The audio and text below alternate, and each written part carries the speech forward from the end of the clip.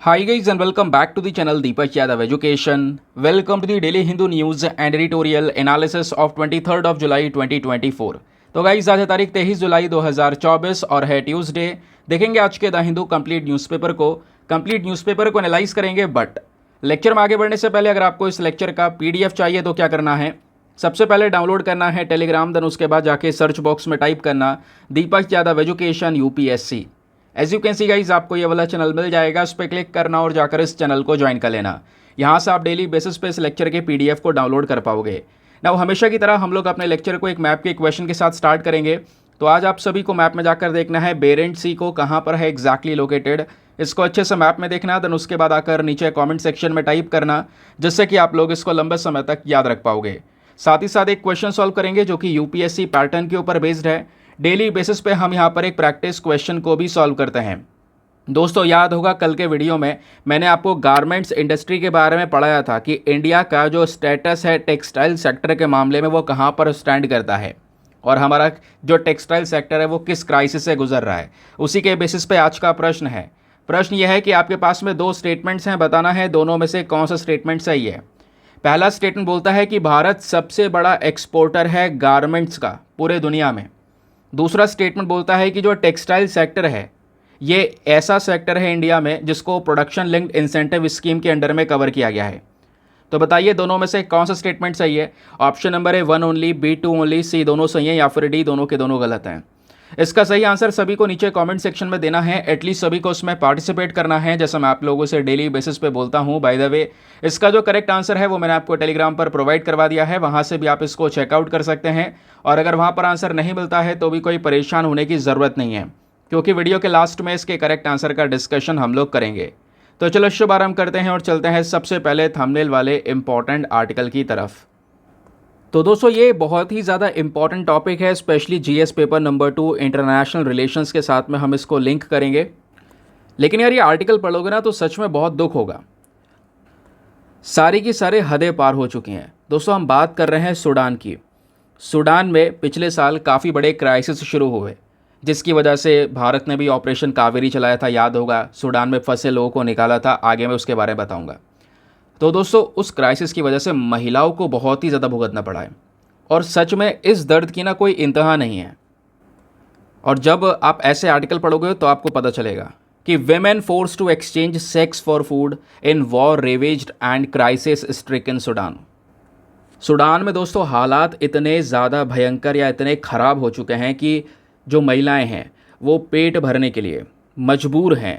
जो वहाँ के सैनिक हैं उनके साथ में सेक्स के लिए, या फिर कह सकते हो यहाँ पर इन वेमेन को फोर्स किया जा रहा है कि खाना तभी मिलेगा जब पहले उन सैनिकों को महिलाओं की साइड से यहाँ पर अपना शरीर दिया जाएगा। अब दोस्तों ये जो पर्टिकुलर आर्टिकल है इसका कवरेज बहुत वाइड लेवल पर हुआ है। आप देख पाओगे हज़ारों आर्टिकल पब्लिश हो चुके हैं। इवन इंटरनेशनल लेवल पर अगर हम देखते हैं तो द गार्जियन ने भी यहाँ पर पब्लिश किया है, क्योंकि शुरुआत यहीं से होती है। कई सारी महिलाएं सूडान से निकल कर आईं, द गार्जियन के पास गईं, द गार्जियन वालों ने रिपोर्टिंग की है, वहाँ पर महिलाओं ने उस इंटरव्यू के अंदर में ये सभी बातों का खुलासा किया है कि कितना ज़्यादा अत्याचार करंट समय पर हमें सूडान में देखने को मिल रहा है। अब पहले दोस्तों इसका लोकेशन देख लो, सूडान है कहाँ पर। उसके बाद मैं आपको पूरा स्टोरी बताता हूँ कि आखिरकार सूडान में चल क्या रहा है और ये प्रॉब्लम्स वगैरह सब कैसे क्रिएट हुई हैं। सूडान एक अफ्रीकन कंट्री है, ये आपको पूरा अफ्रीकन कॉन्टिनेंट नज़र आएगा दोस्तों, ठीक है। यहीं पर जो रेड सी आपको दिखाई दे रहा है इसके जस्ट बगल में वेस्टर्न साइड में यह है सूडान। इसी सूडान को हम लोग जूम कर लें तो कुछ इस प्रकार से ये देखने को मिलेगा। अब सूडान के आसपास कौन कौन से कंट्रीज़ हैं प्लीज़ इसका भी ध्यान रखना ज़रूरी है। इसके नॉर्थ में है इजिप्ट, उसके अलावा सूडान के वेस्ट में है लीबिया, देन उसके बाद चैड है, साउथ में इसके सेंट्रल अफ्रीकन रिपब्लिक है, साउथ सूडान है, देन उसके बाद यहाँ पर है इथियोपिया, और देन उसके बाद ईस्टर्न साइड में है एरिट्रिया, और बगल में यहाँ पर रेड सी भी है। तो रेड सी के साथ में भी सूडान की एक लंबी चौड़ी बाउंड्री लगती है। ये इसका बेसिक डिटेल्स हैं, इसको ध्यान रखना ज़रूरी है। कई बार यहीं से जो प्रश्न वगैरह हैं वो बनते रहते हैं। आगे मैं आपको बताऊँगा कैसे कैसे क्वेश्चन पहले भी बने हुए हैं। तो दोस्तों जंग से बेहाल सूडान में जो महिलाएं हैं इनको अपने परिवार का पेट भरने के लिए सैनिकों के साथ में यौन संबंध बनाने के लिए मजबूर किया जा रहा है। द गार्जियन की एक रिपोर्ट में यह जानकारी दी गई है। सूडान के अंदर में एक शहर है, वहाँ से कई सारी महिलाएं भाग कर आई हैं, लगभग 24 से 30 महिलाएं भाग कर आई हैं, ऐसा पता चला है। और उन्होंने ये बताया कि सैनिकों के साथ में यौन संबंध बनाना ही एक अकेला रास्ता है जिसकी वजह से उनको भोजन की प्राप्ति होती है, खाना मिल पाता है या कोई सामान हासिल हो पाता है। और उस सामान या खाना जो भी उनके पास में आता है, अपनी ज़रूरत को पूरा करके बचा कुचा बेच कर अपने परिवार के भरण पोषण के लिए वो यहाँ पर ये सारा का सारा काम कर पाती हैं। और इसी द गार्जियन से बात करने वाली एक महिला ने यह भी बोला कि उनका जो शोषण है वो शहर की सभी फैक्ट्रियों में होता है, जहाँ सबसे ज़्यादा भोजन का भंडार रखा जाता है। एक महिला ने कहा, मेरे माता पिता दोनों बहुत ज़्यादा बूढ़े हैं, बीमार हैं, मैंने अपनी बेटी को कभी भी भोजन की तलाश में बाहर नहीं जाने दिया।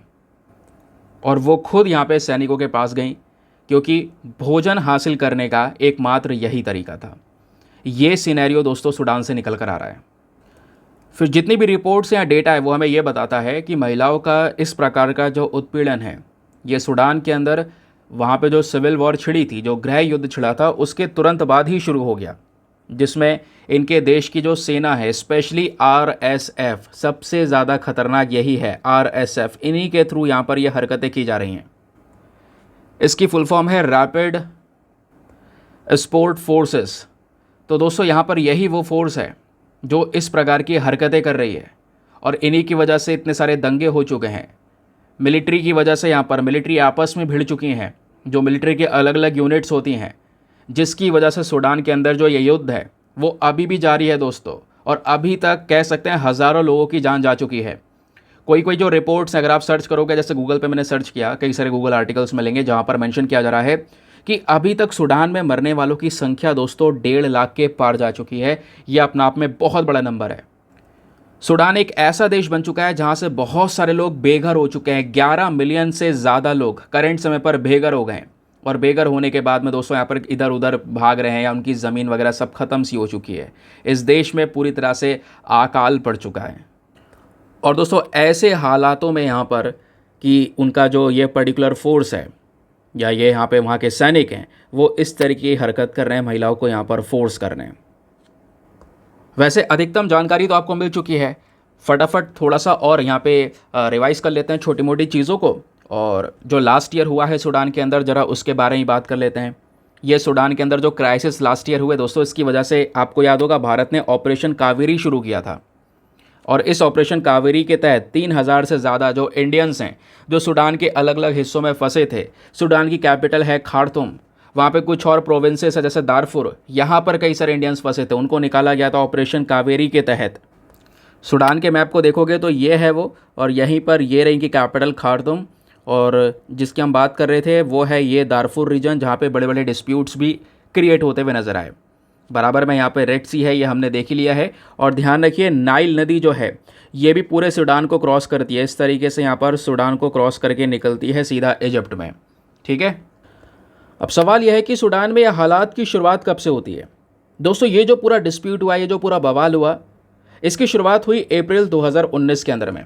उस समय पर जो लंबे समय से एक प्रेसिडेंट सर्व कर रहे थे सूडान में, जिनका नाम था ओमार अल बशीर, ठीक है, तो इनकी सरकार को हटा दिया गया और हटाकर वहाँ पे मिलिट्री रूल आ गया दोस्तों। मिलिट्री जनरल ने सरकार गिरा दी अप्रैल 2019 में। और उसके बाद लगातार बड़े बड़े दंगे प्रोटेस्ट होते चले गए। और यहीं पर क्या हुआ, जो मिलिट्री थी और जो प्रोटेस्टर थे उन सब के बीच में यहाँ पर एक एग्रीमेंट करवाया गया। और एग्रीमेंट करवाने के बाद में मामले को शांत करते हुए एक बॉडी बनाई गई जिसको नाम दिया गया सोवरेन काउंसिल। सोवरेन काउंसिल को एस्टेब्लिश इसलिए किया गया था ताकि वो सूडान में इलेक्शन करवा सके। लेकिन दोस्तों इलेक्शन हुए, फिर सरकार बनी और फिर मिलिट्री ने यहाँ पर ये सारा काम कर दिया। फिर यहाँ पे 2021 में मिलिट्री ने फिर सरकार उठा के फेंक दी। तो इस तरीके से ये हालात चल रहे हैं। और मिलिट्री वहाँ की क्या है, अलग अलग यूनिट्स में बटी हुई है। जैसे वहाँ की आर्मी अलग है और आरएसएफ अलग है, ध्यान रखिए। तो इनके हाथ में कंट्रोल आया, अब ये दोनों आपस में ही भिड़ गए। इसकी वजह से यहाँ पर एक वॉर स्टार्ट हो गया सूडान के अंदर में। ठीक है, उनकी आर्मी अलग है दोस्तों सूडान की, जिसको बोलते हैं सूडान आर्म फोर्सेस। दूसरी तरफ इनका आरएसएफ, ये दूसरा बॉडी है जिसका फुल फॉर्म है रैपिड सपोर्ट फोर्सेस। तो जब सत्ता इन दोनों के हाथ में आई तो आते ही दोस्तों क्या हुआ, कई सारे पॉइंट्स के ऊपर डिसएग्री हो गई है कि भाई ऐसा नहीं ऐसा होगा, वो कह रहा नहीं ऐसा नहीं ऐसा होगा। इस तरीके से दोस्तों आपस में ये दोनों भिड़ गए। और प्रॉब्लम्स लगातार बढ़ती चली गई। आरएसएफ जनरल डैगलो, ये भी वो व्यक्ति जो जिम्मेदार है इस पर्टिकुलर क्राइसिस के पीछे का। नाउ क्वेश्चन ये है कि ये जो आरएसएफ है, रैपिड सपोर्ट फोर्सेस, ये है क्या? वैसे आप समझ चुके हैं एग्जैक्टली क्या है, लेकिन दोस्तों ये जो पर्टिकुलर बॉडी है, जो मिलिट्री है, ये धीरे धीरे समय के साथ में ग्रो हुई। इस मिलिट्री को खुद सूडान के अंदर साल 2013 के अंदर बनाया गया था। इनकी मिलिट्री की फोर्सेस का इस्तेमाल किया जाता है सूडान के जो बॉर्डर्स हैं दूसरे देशों के साथ में, उन बॉर्डर्स पर सुरक्षा करने के लिए। साल 2015 में अगर आप देख पाओगे, सूडान की आर्मी ने इन्हीं आरएसएफ के जो लोग हैं इनको भेजना शुरू कर दिया था यमन के अंदर, सऊदी में और साथ ही साथ कई और कंट्रीज़ के अंदर में जहां पर भी फाइट चल रही थी। और फिर उसके बाद जो दारफुर रीजन, अभी हमने देखा था सूडान के मैप में दारफुर रीजन एक तरफ है, प्लस उनकी कैपिटल खार्तूम दूसरी तरफ है। जो दारफुर रीजन है दोस्तों, यहाँ पर आरएसएफ को पूरी तरह से डिप्लॉय किया गया। आरएसएफ के पास में यहाँ पर सारे राइट्स आए और अपने हकों का बहुत गंदी तरीके से उन्होंने इस्तेमाल किया। इवन यहाँ पे बोला जाता है ये एक ऐसी मिलिट्री फोर्स है जिन्होंने बहुत सारे ह्यूमन राइट अब्यूज़ करे हैं। इसके लिए यहाँ पर इनको जिम्मेदार माना जाता है, कई सारे मानव के अधिकारों का उल्लंघन किया है। इवन दोस्तों ये देखिए, इससे यहाँ पर और क्लैरिटी मिलेगी। साल 2015 की एक रिपोर्ट है, उस रिपोर्ट में बोला गया कि जो ह्यूमन राइट वॉच है, इन्होंने इस आरएसएफ को, रैपिड सपोर्ट फोर्स को डिक्लेयर किया है मैन विद नो पर्सी, एक ऐसी बॉडी जिसमें कोई दया नहीं। इस फोर्सेस में ऐसे लोग जिनमें कोई दया नहीं, और जैसा कुछ देखने को मिल रहा है न्यूज़ में, उसके हिसाब से सही प्रतीत होता है ये भी। नाउ क्वेश्चन ये है कि जितने भी करंट क्राइसिस हुए, जितने भी दंगे हुए, इसकी वजह से सूडान को दोस्तों भुगतना बहुत पड़ा। उसके कई सारे रिपरकशन देखने को मिले। जैसे पहला, इनकी डेमोक्रेसी वगैरह जो भी थी सब खत्म हो गई। पहले सरकार खुद बना रखी थी उन्होंने, अब सब कुछ यहाँ पे मिलिट्री के हाथ में आया और मिलिट्री दोनों के दोनों यूनिट आपस में खुद भिड़ गए, पूरे कंट्री कोलैप्स कर दी इन्होंने। फिर दूसरा सबसे बड़ा यहाँ पर प्रॉब्लम है इकोनॉमिक क्राइसिस। सूडान की इकॉनमी पहले से ही बहुत ज़्यादा डगमगा रही थी। अब क्या हुआ, सिचुएशन और ख़राब हो गई, हाइपर इन्फ्लेशन हो गया। यहाँ पर पहले से ही बहुत सारा कर्जा है, बिलियंस ऑफ डॉलर का कर्जा इनके पास में है, और वापस से अब कर्जा और बढ़ गया है क्योंकि सिचुएशन संभालने के लिए सपोर्ट चाहिए। सपोर्ट किया गया, अब सपोर्ट हुआ वो पैसा दोस्तों, और उन कंट्रीज़ का पैसा वहाँ पे अटक भी गया क्योंकि उन्हें अब नहीं लगता कि इकोनॉमिक क्राइसिस सूडान के अंदर कभी सही होंगे और उनका पैसा वापस रिकवर होगा। फिर एक और प्रॉब्लम है कि भाई सूडान में तो दिक्कत हुई ठीक है, लेकिन उसके आसपास कितने सारे देश हैं, मैंने आपको मैप दिखाया था, है ना। तो साउथ सूडान वगैरह है और भी कई सारी कंट्रीज़ हैं जो बॉर्डर शेयर कर रही हैं सूडान के साथ में, तो उनमें भी दंगे फैलते चले जाएंगे। ऐसा होता ही है भाई, आसपास के पड़ोसी देश हैं, एक में हालात बेकार है, वो हालात दोस्तों दूसरे देश तक पहुंच जाएंगे। वही हो रहा है सूडान के अंदर, जो ये असर है, यहीं से लोग चैड या साउथ सूडान पहुंच रहे हैं, जहां पे अगेन उनके साथ में बहुत सारा अत्याचार देखने को मिल रहा है। अब यहीं पर दोस्तों जब बात कर रहे थे सूडान की, तो भारत और सूडान के संबंध के बारे में पढ़ लेते हैं, इनके रिलेशंस कहाँ पर स्टैंड करते हैं। तो जब बात आती है इस पर्टिकुलर कंट्री की, तो जो हमारा पूरा अफ्रीकन कॉन्टिनेंट है, इसके नदर्न साइड में है, तो नॉर्थ ईस्ट अफ्रीका में कह सकते हैं तीसरा सबसे बड़ा देश है ये सूडान। इसकी लोकेशन थोड़ी इंटरेस्टिंग भी है क्योंकि रेड सी भी है बगल में, हमने अभी देखा ही, फिर से देख लेते हैं, डोंट वरी। यहाँ पर हमने देखा इसको, ठीक है, बगल में एक समुद्र है, क्योंकि ज़्यादातर कंट्रीज़ आप अफ्रीका में देखोगे तो लैंडलॉक कंट्रीज़ हैं, चारों तरफ ज़मीन से घिरे हुए हैं। बट सूडान को अच्छा मौका मिल रहा है और इनके पास में अपना खुद का एक पोर्ट भी है, पोर्ट सूडान नाम का यहाँ पर है। यहीं पर रेड सी हिल्स आपको नजर आएंगे, Nubian desert, very very important ये डेजर्ट यहाँ पर है। और इन सब से भी हटकर अगर हम बात करेंगे तो सूडान के पास में एक प्लस पॉइंट ये भी है कि इनके पास में बहुत सारा गोल्ड रिजर्व्स हैं। ज़्यादातर अफ्रीकन कंट्रीज़ के पास में नेचुरल रिसोर्सेज भर भर के पड़ा है, सोने के भंडार हैं, एग्रीकल्चर पोटेंशियल बहुत बड़ा है, लेकिन अपने हालात से वो सुधर नहीं पा रहे, तो उन रिसोर्सेज को एक्सट्रैक्ट कैसे करेंगे, निकालेंगे कैसे। इस वजह से ये मौका कोई भी कंट्री छोड़ता नहीं है, चाहे फिर उसके बाद गल्फ़ कंट्रीज़ की बात करें, चाहे रशिया की बात करें या इवन चाइना की बात करें। चाइना ने भी इस प्रकार के हर मौके पकड़े हैं और इन देशों में डील कर करके इनको थोड़े थोड़े पैसे पकड़ा के यहाँ से भरपूर मात्रा में नेचुरल रिसोर्सेज को निकाला है। तो सूडान का इंपॉर्टेंस आपको समझ में आया। लेकिन भारत के साथ कनेक्शन दोस्तों अगर हम देखते हैं तो हमने भी कई सारा सपोर्ट सूडान को प्रोवाइड करवाया है। इंडिया को अगर आप देखोगे ऑलरेडी 49 बायलैटरल प्रोजेक्ट्स हमारे देखने को मिलेंगे, जिसमें हमने कई सारा अमाउंट, लगभग $612 मिलियन का तो सपोर्ट दे रखा है सूडान को, जिसमें energy, transportation, agriculture, business, industries, इन सभी में इन्वेस्टमेंट है हमारा। और ये 2021 तक हुआ। उसके बाद जब सिचुएशन ख़राब हुई तो कोई ऑब्वियस सी बात इन्वेस्टमेंट होगा नहीं उस समय पर। फिर एक सबसे इंपॉर्टेंट पॉइंट आता है Indian technical and economic cooperation. ये जो ITEC नाम की यहाँ पर एक पर्टिकुलर प्रोग्राम है, ये दोनों के देशों के बीच में की गई, जहाँ पे हमने कह सकते हैं सूडान के जो लोग हैं उनको स्कॉलरशिप वगैरह प्रोवाइड करवाई, है ना। इंडियंस ने ह्यूमैनिटेरियन सपोर्ट प्रोवाइड करवाया। 2020 में जब सिचुएशन और ख़राब हो गई थी तो उस समय पर भी लगातार फूड सप्लाई वगैरह हो गया, मेडिसिन सप्लाईज हो गई, वो सब सूडान में हमने की। फिर बात आती है बायलैटरल ट्रेड की, व्यापार की। तो पिछले कुछ समय पर जो बायलैटरल ट्रेड है, व्यापार है भारत और सूडान के बीच में, ये काफ़ी तेज़ी से बढ़ा भी है दोस्तों। अब ये कैसे बढ़ा है, 2005-06 के अंदर अगर आप देख पाएंगे तो ये व्यापार $327.27 मिलियन का हुआ करता था, जबकि 2018-19 में 1663.7 मिलियन डॉलर्स का पहुंच गया। तो व्यापार भी नो डाउट इंक्रीज हुआ है। बाकी इंडिया का जो इन्वेस्टमेंट है सूडान और साउथ सूडान के अंदर में, वो $3 बिलियन के आसपास का है, जिसमें से $2.5 बिलियन हमने इन्वेस्ट किए हैं पेट्रोलियम सेक्टर में। ONGC विदेश लिमिटेड की साइट से यहाँ पर इन्वेस्टमेंट किया गया है। तो हमारे लिए रेलिवेंट है इन्वेस्टमेंट के मामले से दोस्तों, ये भी हम देख सकते हैं। तो हम चाहेंगे सिचुएशन वहाँ पे अगर रिजॉल्व हो जाती हैं तो और ज़्यादा बढ़िया है। बहुत सारा पैसा हमने यहाँ पे फंसा रखा है। और भी कई सारी कंट्रीज़ हैं जिनका यही बिल्कुल सिमिलर सिनेरियो है। अब देखिए दोस्तों, कई बार क्वेश्चन बन जाते हैं। UPSC ने साल 2018 में एक सवाल पूछा। सवाल ये था कि हाल ही में कौन सा देश ऐसा है जहाँ पे लाखों लोग सफ़र किए हैं बुरी तरह से, जहाँ पे माल न्यूट्रिशन देखने को मिलेगा, लोग भूख के मारे मर रहे हैं, वॉर और आपस में ही कॉन्फ्लिक्ट छिड़ने की वजह से हालात ख़राब हैं। तो बताइए इनमें से कौन सा देश है? Angola, Zambia, Morocco, Tunisia, Venezuela, Colombia या येमेन एंड साउथ सूडान? तो इसका सही उत्तर ऑप्शन नंबर डी है, येमेन एंड साउथ सूडान। जो हाल सूडान के वही साउथ सूडान के। पहले ये साउथ सूडान एक ही हुआ करता था, बाद में ये टूटे हैं, उसके बाद साउथ सूडान बना है ना। किसकी बात कर रहे हैं? वही जस्ट नीचे जो यहाँ पर इसके सूडान के नीचे जो प्रेजेंट है, पहले ये एक थे, अब बाद में अलग हो गए। ठीक है, आगे आते हैं ना दोस्तों। आगे बढ़ने से पहले एक इंपॉर्टेंट इन्फॉर्मेशन, अगर आप लोग हमारे पेड ग्रुप्स को ज्वाइन करना चाहते हैं, आपके पास में बढ़िया मौका है इसको ज्वाइन करने का। यहाँ पर आपको डेली बेसिस पे करंट नोट्स के PDF वगैरह प्रोवाइड करवाए जाते हैं। फॉर एग्जांपल, जैसे अभी आपने ये आर्टिकल देखा, पीछे का बहुत सारा बैकग्राउंड डेटा देखा जो मैंने ग्रुप में शेयर किया हुआ है। ऐसे ही आपको न्यूज़ आर्टिकल से हर एक डेटा का बैकग्राउंड इन्फॉर्मेशन प्रॉपर तरीके से नोट्स प्रिंटेड फॉर्म में रेडीमेड आपको मिल जाते हैं। तो आपको कुछ भी करने की ज़रूरत नहीं है, बस खाली वीडियो आराम से देखना, कुछ लिखने विखने की ज़रूरत नहीं है। PDF आपको मिल जाएगा। सोने से पहले एक बार उसको रिवाइज ज़रूर कर लेना, आपको बहुत ज़्यादा हेल्प होने वाली है। बहुत सारे घंटे बचने वाले हैं जिसका यूटिलाइजेशन आप बाकी स्टैटिक पोर्शन में कर सकते हैं। तो इस ग्रुप में डेली बेसिस पे ऐसे PDF अपलोड हो रहे हैं जो प्रिंटेबल फॉर्म में है, जिसका प्रिंट आउट वगैरह आप निकलवा सकते हैं दोस्तों। हिंदी और इंग्लिश दोनों भाषाओं में है। ग्रुप में सारा कंटेंट सिक्योर है। ग्रुप को ज्वाइन करने का जो फ़ी पेमेंट है वो और भी ज़्यादा मिनिमम है, just 499 for the lifetime access. जब तक आपका सिलेक्शन ना हो जाए तब तक आप 499 में इस ग्रुप को ज्वाइन करके रख सकते हैं। अब ज्वाइन करने के लिए करना क्या होगा, व्हाट्सएप पर जाना, यहाँ पर आपको एक नंबर दिया गया है 8534873368। इस नंबर पर मैसेज कर देना कि हाँ I want to join this group. इस प्रकार का मैसेज कर दोगे, वहाँ पर रिप्लाई मिलेगा, साथ ही साथ में डेमो वीडियो का लिंक भी मिलेगा। एक और ऑप्शन आपके पास में अवेलेबल है, अच्छे से डेमो वीडियो को चेक कर लेना कि हाँ मुझे कहाँ पर फ़ायदे हो रहे हैं। अपने आप को कंप्लीटली सेटिस्फाई करने के बाद में जाकर ये इन्वेस्टमेंट करना।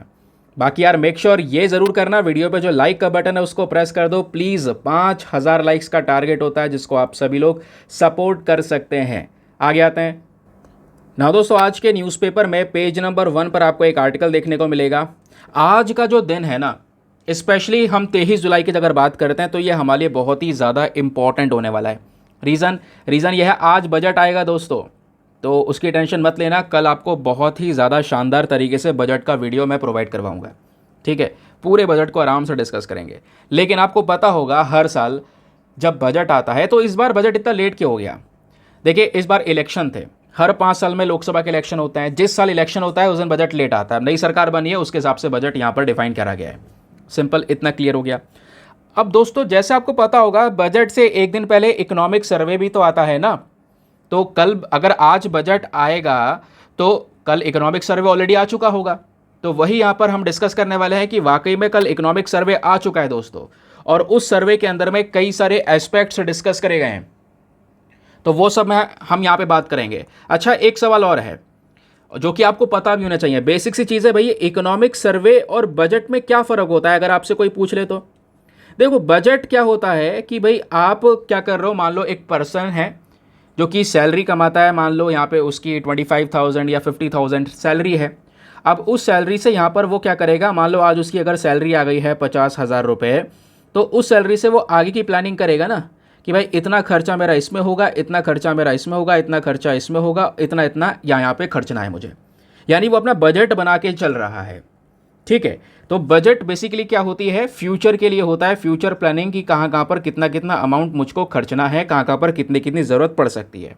लेकिन इकोनॉमिक सर्वे क्या होता है, इकोनॉमिक सर्वे दोस्तों पास्ट को देखता है। ध्यान रखिएगा कि पिछले साल हमारी इकोनॉमी किस स्तर पर ग्रो की है, इकोनॉमी का स्टेटस क्या था, कैसे कैसे हमने खर्चा किया है। तो जो हमारा पास्ट कवर होता है, लास्ट ईयर हमने क्या क्या चीज़ें इकोनॉमी के अंदर में की हैं, वो कवर करता है इकोनॉमिक सर्वे, और फ्यूचर की बात करता है बजट। ये फ़र्क यहाँ पर आपको देखने को मिलेगा।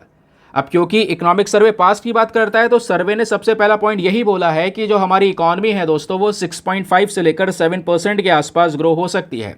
और अगर हम पिछले कुछ समय की देखें तो जीडीपी हमारी काफ़ी तेज़ी से ग्रो हुई है। स्पेशली यहाँ पर बोला यह भी जा रहा है कि जो कोविड-19 का समय था, जब जीडीपी बुरी तरह से हिट हुई थी, तो उसकी रिकवरी भी बढ़िया तरीके से हम करंट समय पर देख पा रहे हैं। अब क्योंकि इकोनॉमी बढ़ रही है, इस वजह से इस साल हमारी देश की टोटल ग्रोथ 6.5 से लेकर 7% के आसपास हो सकती है। साथ ही साथ में इस रिपोर्ट ने यह भी बोला है कि हाँ, हमें यह भी मानना होगा कि पिछले 2 सालों में जो हमारा आईटी सेक्टर है दोस्तों, यहाँ पर ग्रोथ स्लो भी हुई है। क्योंकि पास्ट डेटा को कवर करता तो यहाँ पे बताया गया, ये थोड़ा सा ग्रोथ स्लो देखने को मिला। बाकी अगर हम देखें दूसरे सेक्टर में, जैसे कि हेल्थ सेक्टर में इन्वेस्टमेंट बढ़ा है, एजुकेशन के मामले में गैप कम हुआ है, ये सब कुछ बताया गया, जिसको आगे पेज नंबर 10, पेज नंबर 11, 12, 13 सभी जगह पर अलग अलग सेक्शन में कवर किया गया है। तो बस खाली यहाँ पे तो केवल एक झलक है दोस्तों, आगे यहाँ पर आपको डिटेल शेयर करवाऊंगा, तो डोंट वरी, थोड़ा आगे जाके पढ़ेंगे, हर एक पॉइंट को अलग अलग तरीके से विस्तार से समझाया गया है। फिलहाल जितना भी सिनेरियो है, जो भी हमने पास्ट डेटा को एनालाइज किया है कि इकॉनमी किस स्तर पर, उससे हमें यह पता चलता है कि हमें ढेरों नौकरियों की ज़रूरत है। इंडिया को कम से कम 2030 तक 78.5 लाख के आसपास जॉब्स हर साल जनरेट करनी होगी। तो करोड़ के आसपास मान लो नौकरियां हर साल जनरेट करनी होगी, तभी हम अपने बढ़ते हुए जो वर्क फोर्स है उसकी नीड को पूरा कर पाएंगे। क्योंकि दूसरी तरफ पॉपुलेशन बड़ी है, लोग यहाँ पर पढ़ चुके हैं, नौकरी के लिए अब यहाँ पर तैयार हैं, बट नौकरी नहीं होगी तो दोस्तों ये प्रॉब्लम क्रिएट होगी। ठीक है, तो कितनी जॉब्स जनरेट करनी चाहिए हर साल, वो यहाँ पर हमारे पास में डेटा देखने को मिला। क्लियर? चलिए अब आगे आते हैं और डिटेल्स के बारे में बात करते हैं। तो दोस्तों आज के न्यूज़पेपर में पेज नंबर 11 पर पूरा का पूरा इकोनॉमिक सर्वे का एनालिसिस है। लेकिन अब एक दो बेसिक फैक्ट्स हैं, वो पता करने भी ज़रूरी हैं। और वो फैक्ट क्या है? पहला प्रश्न कि इकोनॉमिक सर्वे क्या है, ये आपको पता चल चुका है। इकोनॉमिक सर्वे बेसिकली बजट से एक दिन पहले आता है और पिछले साल में हमारा इकोनॉमी का डेवलपमेंट कैसा हुआ है, कैसा परफॉर्मेंस रहा है, हमारी सरकार की पॉलिसी के इनिशिएटिव्स ने किस तरीके से काम किए हैं, वो यहाँ पर चीज़ें दर्शाती हैं इकोनॉमिक सर्वे में।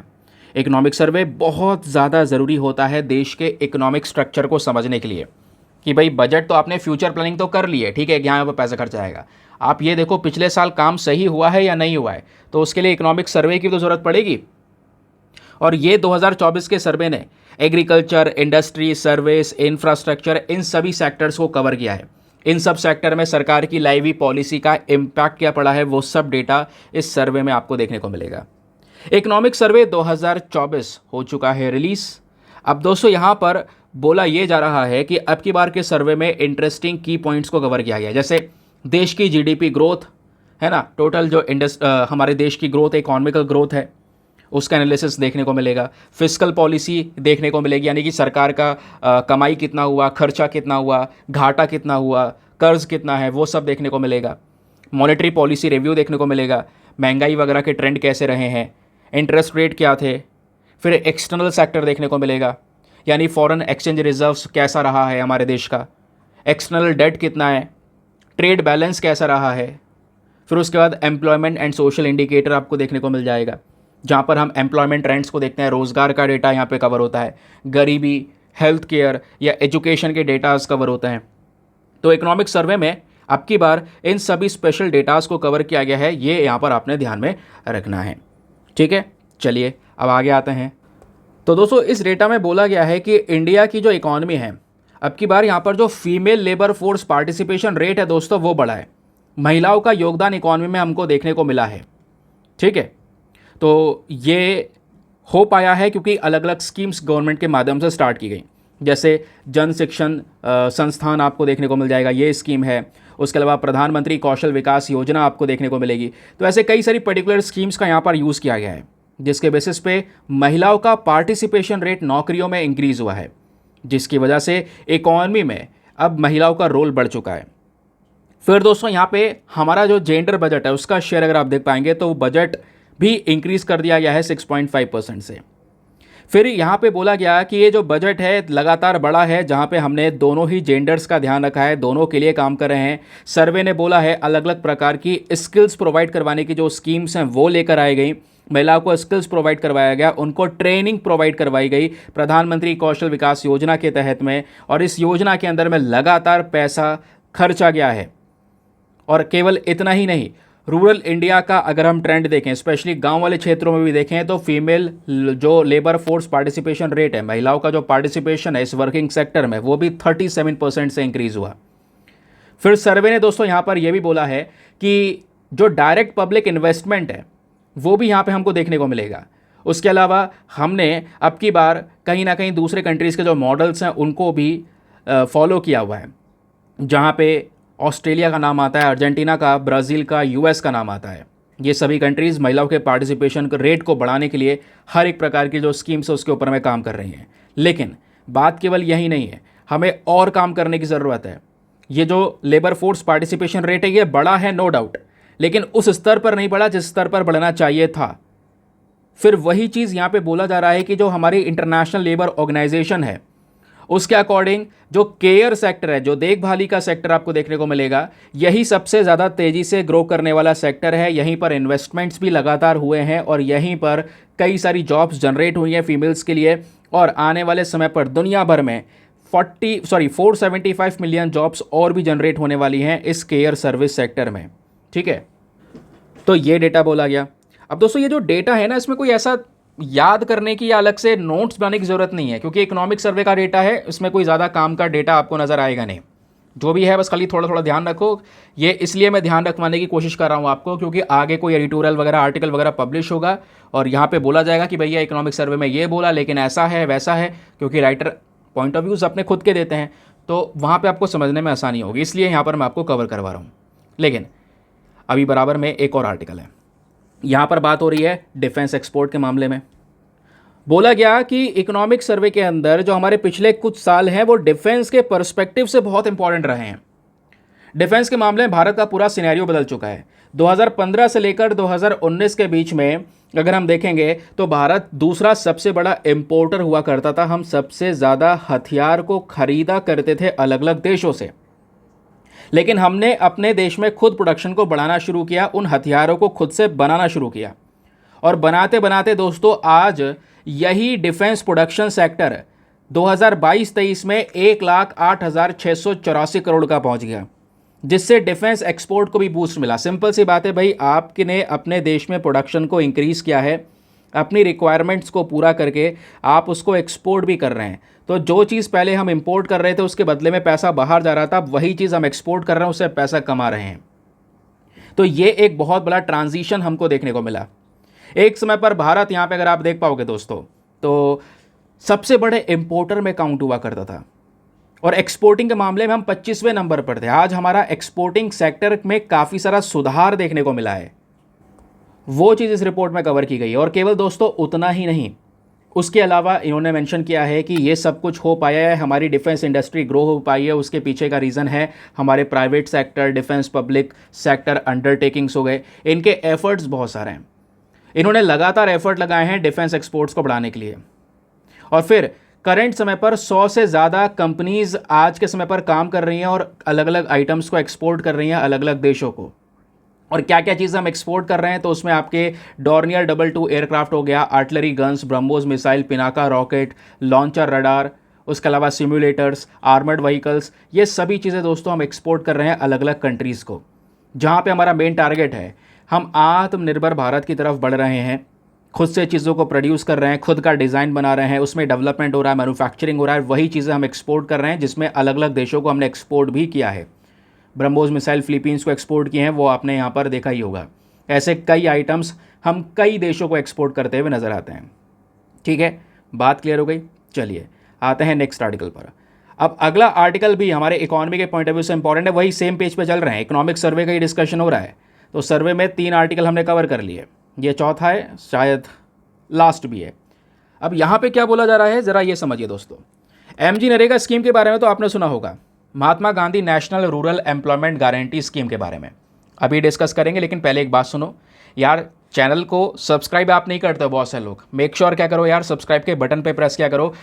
6 लाख सब्सक्राइबर का हमारा एक टारगेट है, मिशन 600 के, वो आपने पूरा करना है। और मैंने 2 दिन से बोलना शुरू किया दोस्तों, उसका असर देखने को मिला चैनल के ऊपर में। और फिर बोल दूँ, सब्सक्राइब करने के साथ साथ जो आपका नोटिफिकेशन बेल आइकन है उसके अलावा ऑल पे क्लिक कर लेना दोस्तों, क्योंकि अगर आप ऑल पे क्लिक नहीं करेंगे तो हर एक इन्फॉर्मेशन आप तक नहीं पहुंचेगी। कई बार लोग बोलते हैं सर वीडियो का नोटिफिकेशन नहीं आता है, तो सब्सक्राइब पर क्लिक करके ऑल नोटिफिकेशन को प्रेस कर देंगे आप, तो जो मैं क्वेश्चन रोज़ पोस्ट कर रहा हूँ जो आपको हेल्प करेगा, उसके अलावा कम्युनिटी पोस्ट पे और डेटा पब्लिश हो रहा है, वीडियोज़ आ रही हैं, वो सब डेटा आपके पास में time to time regular basis पर पहुँचता चलेगा जब जब मैं अपडेट करूँगा। चलिए अगला आर्टिकल भी पेज नंबर सेम पेज पे ही है, सेम पेज मतलब पेज नंबर 11। ठीक है, GS paper number 2 government policies and schemes के पॉइंट ऑफ व्यू से लिंक किया जा सकेगा। क्या बात हो रही है, अब बात ये हो रही है कि कई सारी जगह पर यह बोला जा रहा था कि जो एमजी नरेगा स्कीम है, इसी से यहाँ पे हमें पता चलेगा कि किस राज्य में कितनी गरीबी है, कितनी पॉवर्टी है। मतलब अभी तक ये बोला जा रहा था कि एमजी नरेगा से हम पता लगा सकते हैं कौन सा राज्य कितना पुअर है। अब ये कैसे पता चलेगा, क्योंकि भाई Mahatma Gandhi national rural employment guarantee scheme क्या है, इस स्कीम के तहत लोगों को रोज़गार दिया जा रहा है ना, जो स्पेशली अनस्किल्ड लेबर हैं उनको रोज़गार दिया जाता है। तो जितना ज़्यादा रोज़गार जिस स्टेट से होगा मतलब वो उतना पुअर कैटेगरी में होगा, क्योंकि यहाँ पर कम पैसे में काम कर रहे हैं। लेकिन यहाँ पर इस इकोनॉमिक सर्वे ने ये बोला है, और जो हमारे चीफ इकोनॉमिक एडवाइज़र हैं वी अनंत नागेश्वरन जी, इन्होंने यहाँ पर ये मेंशन किया कि देखिए ये बिल्कुल गलत परस्पेक्शन बनाया गया है कि एक पर्टिकुलर स्टेट की अगर यहाँ पे एक राज्य से ज़्यादा लोग काम कर रहे हैं एमजी नरेगा में तो वहाँ पर पॉवर्टी ज़्यादा है। ये गलत परसेप्शन है। क्यों? क्योंकि यहाँ पर इन्होंने ये बोला, जब हम लोग बात करते हैं तमिलनाडु की तो उसका भी एग्जाम्पल देख लो भाई। तमिलनाडु में बोला जा रहा है कि जो पुअर पॉपुलेशन है, जो गरीब लोग हैं, वो 1% से कम है। लेकिन फिर भी एमजी नरेगा का जो फंड है दोस्तों, 15% के आसपास जो फंड्स यहाँ पे वो तमिलनाडु यूज़ कर रहा है। फिर बात आती है केरला की, तो केरला में केवल 0.1% के आसपास गरीब बचे हुए हैं, पुअर पॉपुलेशन है 0.1%। लेकिन उन्होंने भी दोस्तों एमजी नरेगा का टोटल फंड में से 4% का फंड इस्तेमाल किया।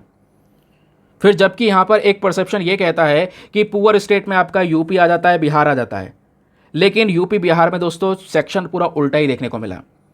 यहाँ पर 45% के आसपास पुअर पॉपुलेशन है, लेकिन हमने 17% के आसपास ही एमजी नरेगा का फंड यूज़ किया।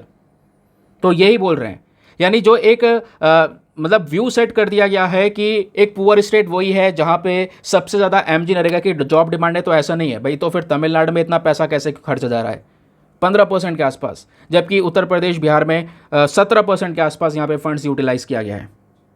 तो ये यहाँ पर गलत है। ठीक है, कि स्टेट जैसे केरला, तमिलनाडु, जहाँ पे गरीबी सबसे ज़्यादा कम है, लेकिन वहीं पर एमजी नरेगा फंड का यूज़ सबसे ज़्यादा है। अब ये हमें कैसे पता चला? ये हमें पता चला इकोनॉमिक सर्वे के थ्रू। जब हमने लास्ट ईयर का सर्वे किया, डेटा देखा, तब समझ गए। इसलिए होता है इकोनॉमिक सर्वे हमारे लिए रेलिवेंट। अब क्वेश्चन ये है कि एग्ज़ाम में क्या पूछा जाएगा यहाँ से तो कुछ ऐसा काम की चीज़ बनने वाली है नहीं दोस्तों। अगर कोई इंपॉर्टेंट चीज़ है तो वो है एमजी नरेगा स्कीम। ये स्कीम क्या है, कैसे काम करती है, आइए मैं आपको एक्सप्लेन करता हूँ। तो दोस्तों यहाँ पर ये जो पर्टिकुलर स्कीम है, ये एक गारंटी प्रोग्राम है, दुनिया का सबसे बड़ा प्रोग्राम, जिसको साल 2005 में मिनिस्ट्री ऑफ रूरल डेवलपमेंट ने लॉन्च किया था। इस स्कीम का सबसे अहम उद्देश्य, मेन जो ऑब्जेक्टिव है वो क्या है, 100 डेज़ का एम्प्लॉयमेंट प्रोवाइड करवाना, 100 दिन का यहाँ पे रोज़गार देना हर साल एडल्ट मेंबर्स को। ध्यान रखिए, एडल्ट मेंबर जो किसी भी हाउस होल्ड से बिलोंग करता है, उनको सपोर्ट करने के लिए यहाँ पर स्पेशली वो ऐसे व्यक्ति हैं जो अनस्किल्ड हैं, उनके पास कोई स्किल नहीं है, उनको यहाँ पर लेबर कैटेगरी में रोज़गार देना। और 2022-23 तक बताया गया है कि लगभग 15.4 करोड़ के आसपास एक्टिव वर्कर्स प्रेजेंट है। इतने लोग काम कर रहे हैं इस एमजी नरेगा के अंडर में, समझ गए, जिसमें से 1/3 बेनिफिशरीज यहाँ पे महिलाएं भी हैं। और जो यहाँ पे मजदूरी दी जाती है एमजी नरेगा के तहत में, वो हमारा जो मिनिमम वेजेस एक्ट है 1948 का, उसी के तहत दी जाती है। यानी कि मिनिमम इतना जो मजदूरी है वो यहाँ पर इनको मिलता ही मिलता है। फिर उसके बाद में सबसे इम्पॉर्टेंट पार्ट यहाँ पे एमजी नरेगा का ये है कि इसमें कोई अप्लाई करेगा तो उसको 15 दिन के अंदर अंदर यहाँ पे काम देना होगा, ठीक है। नहीं तो फिर उसके बाद में अगर वो काम नहीं मिल पाता तो उसको अनएम्प्लॉयमेंट का जो अलाउंस वगैरह है वो यहाँ पे प्रोवाइड करवाना होगा। देखिए दोस्तों, पिछले कुछ समय पर इस स्कीम को लागू करने में कई सारी दिक्कतें भी आई, जैसे फंड्स बार बार ख़त्म हो जाता है इस स्कीम में, ये एक सबसे बड़ी दिक्कत है। या फंड्स ख़त्म होने की वजह से जो पैसा है वो डिले दिया जाता है, बहुत लेट से यहाँ पे उनको मजदूरी मिलती है। कई बार इतना लेट हो जाता है, महीने भर लेट हो जाता है, जिस चक्कर में यहाँ पर वो जो व्यक्ति है वो इस स्कीम से बाहर हो जाता है, या वो ऐसी जॉब को प्रेफर करता ही नहीं है, फिर जाके नॉर्मल मजदूरी करता है। मतलब मजदूरी यहाँ पे भी कर रहा है बट दूसरी जगह फिर जाके करता है, वो सोचता है यार यहाँ पे टाइम पे पैसा तो नहीं मिल रहा है ना, ये एक प्रॉब्लम है। फिर दोस्तों कई बार यहाँ पे कास्ट को लेकर, जाति के आधार पे चीज़ें बढ़ जाती हैं। यहाँ पे बोला जा रहा है कई बार अलग अलग वेरिएशन देखने को मिले हैं, लोगों के पैसों में डिले हो गया है बस खाली कास्ट के आधार पर यहाँ पे भेदभाव करके। बोला गया है कि 46% के आसपास जो पेमेंट है वो शेड्यूल कास्ट वर्कर्स को दी जाती है, 37% शेड्यूल ट्राइब वर्कर को दी जाती है। पहले इसको कंप्लीट करते हैं, फिर अगर बचेगा तो बाद में जो नॉन SC ST वर्कर्स हैं उनको दिया जाएगा, बिल्कुल लास्ट में। नहीं बचेगा तो प्रॉब्लम क्रिएट होगा। इसके चक्कर में जो नेगेटिव इम्पैक्ट है दोस्तों इस कास्ट बेस्ड सेग्रीगेशन का, वो सबसे ज़्यादा हो रहा है मध्य प्रदेश, झारखंड, उड़ीसा, वेस्ट बंगाल में। फिर एक सबसे बड़ी प्रॉब्लम आती है इस स्कीम में, वो है इनइफेक्टिव PRI। जो हमारा पंचायती राज इंस्टीट्यूशन है दोस्तों, ग्राम पंचायत है, वो भी यहाँ पर इसका सही तरीके से यूज़ नहीं करते। उन पर थोड़ी सी पावर है कि वो इस स्कीम को अच्छे से एफिशिएंट वे में इंप्लीमेंट कर सकते हैं, बट वो ऐसा नहीं करते। फिर एमजी नरेगा में एक और दिक्कत है, कई सारी जो वर्क प्रोजेक्ट वगैरह हैं वो लगातार लंबे समय से डिले पड़े हुए हैं, उसको भी देखने की ज़रूरत है, ठीक है। तो ये ध्यान रखना, बेसिक फैक्ट हो गया, आपका आर्टिकल हो गया, करंट के साथ आपने स्टैटिक को लिंक कर लिया। आगे आते हैं नेक्स्ट आर्टिकल पर। ना दोस्तों अगला जो आर्टिकल है वो अगले ही पेज पर, पेज नंबर 12 पर है और बहुत ही ज़्यादा इंपॉर्टेंट है, specially GS paper number 3 economy और आप GS paper number 2 international relation के साथ में लिंक कर पाएंगे। क्या बात हो रही है? Proposed EU carbon border adjustment tax is protectionist, ये स्टेटमेंट आया है हमारे इकोनॉमिक सर्वे के अंदर में। हुआ क्या है ये सुनिए, यहाँ पर ना एक पर्टिकुलर इनिशिएटिव है जिसका नाम है CBAM, carbon border adjustment mechanism.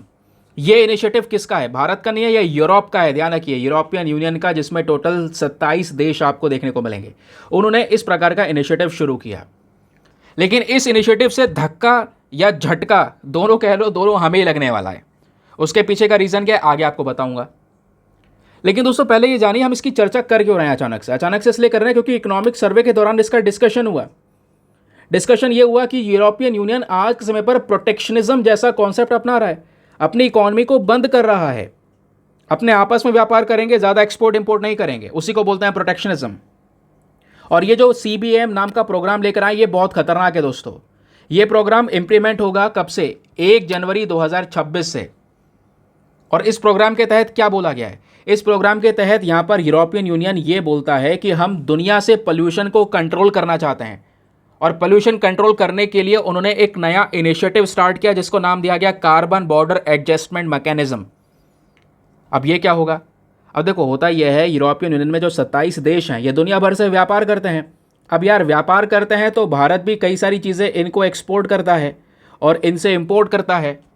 Export की बात अगर हम करते हैं तो आप ये इमेजिन कीजिए, ये जो डेटा बता रहा हूँ ये थोड़ा ध्यान से सुनना, क्योंकि आपको पता चलेगा कि इस पर्टिकुलर लॉ की वजह से भारत को कितना नुकसान हो सकता है। साल 2022 की बात कर रहे हैं, साल 2022 में 27% भारत का एक्सपोर्ट था आयरन, स्टील और एल्यूमिनियम प्रोडक्ट्स का। आप इमेजिन कीजिए 27% बड़ा अमाउंट है ये। इतना आयरन, स्टील, एल्यूमिनियम हम भेज रहे हैं इन यूरोपियन यूनियन देशों के अंदर में, जिससे $8.2 बिलियन के आसपास वेल्थ जनरेट हो रही है। तो दिक्कत क्या है? बेच रहे हैं तो अच्छी बात है, नहीं, दिक्कत अभी नहीं है, दिक्कत होने वाली है 1 जनवरी 2026 से, जब से ये CBAM लागू हो जाएगा। और ये लागू कर रहा है यूरोपियन यूनियन, क्योंकि ये प्रदूषण रोकना चाहते हैं। अब कहोगे ये क्या तरीका है यार प्रदूषण रोकने का, और दिक्कत होगी क्या हमें? चलो ये समझते हैं। इस CBAM में ये बोला गया है कि ये यूरोपियन यूनियन के जो देश हैं 227 देश, ये क्या करेंगे, जितने भी देशों से ये सामान खरीद रहे हैं उस सामान को बनाने के पीछे अगर प्रदूषण हो रहा है, ध्यान से सुनना, जो ये सामान खरीद रहे हैं और सामान की प्रोडक्शन जब हो रही है तो काफ़ी पोल्यूशन हो रहा है। जैसे स्टील बनाते हैं भर भर के प्रदूषण होता है, एल्यूमिनियम बनाते हैं प्रदूषण होता है, आयरन इंडस्ट्री में प्रदूषण होता है। तो अगर पोल्यूशन बहुत ज़्यादा हो रहा है तो वो सामान जब इन देशों में जाएगा तो या तो वो उसके ऊपर एक्स्ट्रा ड्यूटीज़ लगा देंगे, वो भी हाईएस्ट रेट पर, या उसको वो एक्सेप्ट ही नहीं करेंगे। ठीक है, तो आप ये समझिए कि अब वही चीज़ वहाँ पे बहुत महंगी हो जाएगी, जिसके चक्कर में भारत का इतना बड़ा इंडस्ट्री जहाँ पे 27% के आसपास हम एक्सपोर्ट कर रहे हैं, हमें झटका लगने वाला है। समझ गए ना, क्योंकि ये चीज़ें बनती ही पोल्यूशन करके हैं, यहाँ पे प्रदूषण होता ही होता है। या तो ये हो कि हमें नई टेक्नोलॉजीज़ को अडॉप्ट करना हो, बट नई टेक्नोलॉजीज इतनी जल्दी अडॉप्ट नहीं हो सकती, क्योंकि ये लॉ 1 जनवरी 2026 से ही इंप्लीमेंट हो जाएगा, जिसकी वजह से हमें कह सकते हैं घाटा होने वाला है। क्लियर हो गया? अब आगे आइए इसके बारे में डिटेल्स और गहराई से समझते हैं। यानी जब भी पूछा जाएगा तो आप यहाँ पर इस तरीके से सभी डेटा को कवर कर सकते हैं कि जो ये CBAM है, यहाँ पर बहुत सारा टैक्स लगाया जाने वाला है जो ऐसे प्रोडक्ट के ऊपर जिसको बनाने में काफ़ी पोल्यूशन हुआ है। ठीक है, और ज़्यादातर ऐसे प्रोडक्ट बेचे जाते हैं भारत की साइड से। तो ये भारत को इम्पैक्ट कैसे पड़ेगा भैया? इम्पैक्ट पड़ेगा, हमारा जो एक्सपोर्ट है वो ठप हो जाएगा। हाँ, आयरन और स्टील जैसी चीज़ें एक्सपोर्ट कर रहे हैं।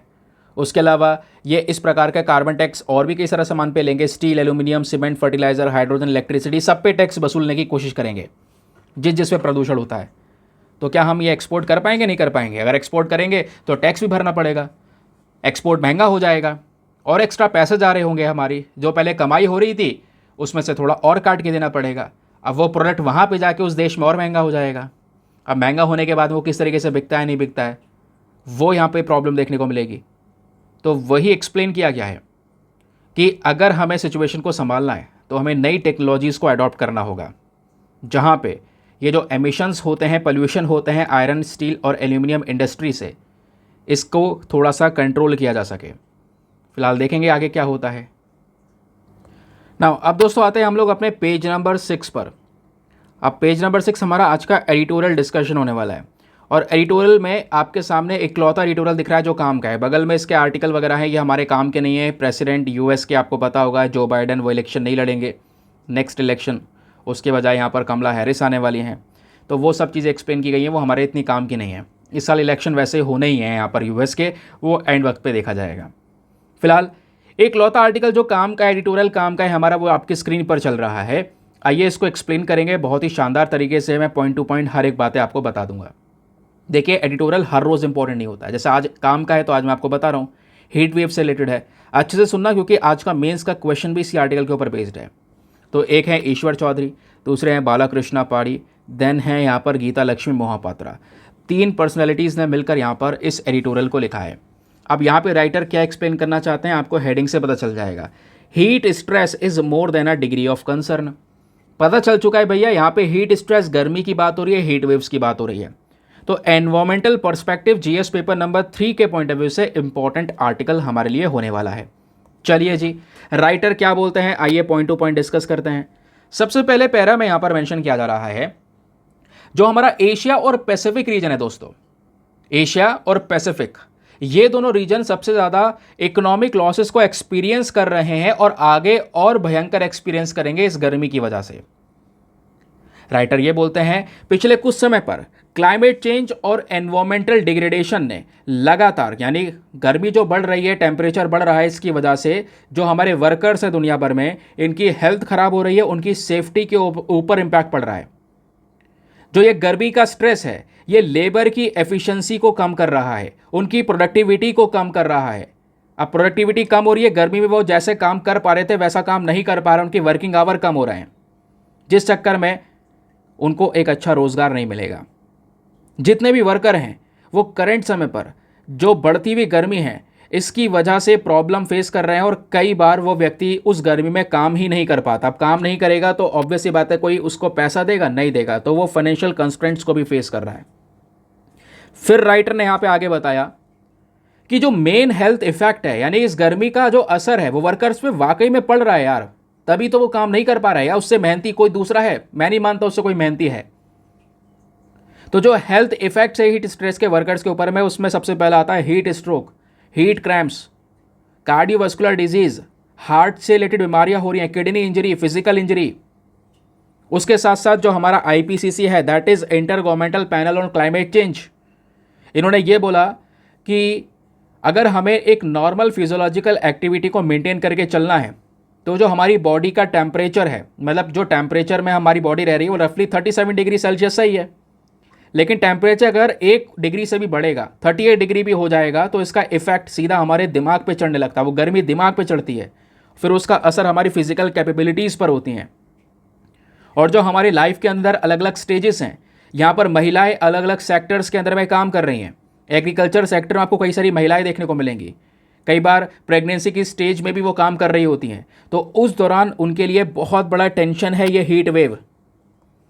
और केवल बात यहीं नहीं रुकती है दोस्तों, यहाँ पे बोला जा रहा है जो हीट वेव्स हैं इसकी वजह से लोगों में हाइपर टेंशन जैसी प्रॉब्लम, कई बार उनकी प्रेगनेंसी में मिस कैरेज हो जाता है, वो बच्चा सही से बर्थ ही नहीं ले पाता, या कभी प्रीमेच्योर बर्थ हो जाता है, उम्र से पहले, समय से पहले यहाँ पर जन्म हो जाना। टेम्परेचर के बढ़ने की वजह से लोगों की जो वर्क प्रोडक्टिविटी है वो कम हो रही है, बहुत मुश्किल है काम कर पाना, या काम अगर कर रहे हैं तो जिस स्पीड से पहले कर रहे थे वो उस स्पीड से नहीं कर रहे, अगेन जिसकी वजह से यहाँ पर जो कंपनीज हैं उनको उस प्रकार का रिटर्न नहीं देती हैं। ये प्रॉब्लम आपको देखने को मिलेगा। फिर राइटर एक्सप्लेन करते हैं इंटरनेशनल लेबर ऑर्गेनाइजेशन के स्टडी फाइंडिंग्स के बारे में कि आईएलओ की जो डेटा है वो क्या बोलता है। भैया आईएलओ का 2019 का डेटा है, वो ये एस्टिमेट करता है कि हीट स्ट्रेस, गर्मी का जो स्ट्रेस है, इसकी वजह से लोगों के जो काम करने के घंटे हैं वो 2% से कम हो गए दुनिया में, और जिसकी वजह से जो जीडीपी है वो भी कम होने वाली है, जिसकी वजह से, क्योंकि ऑब्वियस सी बात है लोगों का काम करना कम होगा तो उससे इकॉनमी भी कम होगी, नहीं होगी, इकोनॉमी की ग्रोथ कम होगी। तो 2400 बिलियन डॉलर्स का जीडीपी का लॉस हमको देखने को मिलेगा 2030 तक, और इसमें सबसे ज़्यादा घाटा होगा एग्रीकल्चर और कंस्ट्रक्शन वर्कर्स को, क्योंकि वही खुले में काम कर रहे हैं, जो अंदर ऑफिस में एसी में काम कर रहे हैं उनको कोई इम्पैक्ट पड़ने वाला है नहीं ज़्यादा, लेकिन जो बाहर काम कर रहे हैं, एग्रीकल्चर एक इम्पॉर्टेंट इंडस्ट्री, उन्हीं फार्मर्स की वजह से हमको खाने को मिल रहा है, उन्हीं के सबसे बुरे हालात आपको देखने को मिलेंगे। कंस्ट्रक्शन वर्कर्स आपको देखने को मिलेंगे वर्स्ट अफेक्टेड हैं, हीट स्ट्रेस की वजह से इनके काम करने के घंटे लगातार कम होते चले जाएंगे 2030 तक। और स्पेशली जो एग्रीकल्चर वर्कर हैं ये सबसे ज़्यादा प्रॉब्लम फेस करते हैं। कंस्ट्रक्शन वर्कर भी यहाँ पर एक बार को रेस्ट ले लेता है या दूसरी जगह पर बैठ जाता है, बट वो जो खेत में काम कर रहा है वो कहाँ छुपे उस गर्मी से। तो दोस्तों ये उनके लिए सबसे ज़्यादा खतरा है। फिर बात आती है हाल ही में इंटरनेशनल लेबर ऑर्गेनाइजेशन 2024 का डेटा, और उस आईएलओ 2024 के डेटा में कुछ शॉकिंग चीज़ नज़र आई।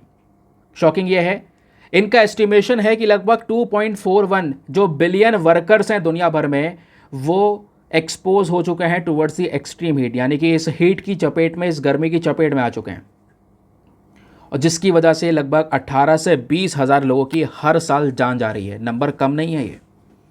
एशिया और पैसिफिक रीजन, अगेन जिसकी हम बात कर रहे थे, एशिया पैसिफिक, एशिया जिसमें इंडिया आ रहा है, पैसिफिक आपके पैसिफिक ओशन में जितनी भी कंट्रीज़ प्रेजेंट हैं, ऑस्ट्रेलिया वगैरह या साउथ ईस्ट एशियन कंट्रीज़ देखने को मिलेंगी, वो सब पैसिफिक रीजन है। इन दोनों रीजन्स में सबसे बुरा असर पड़ेगा।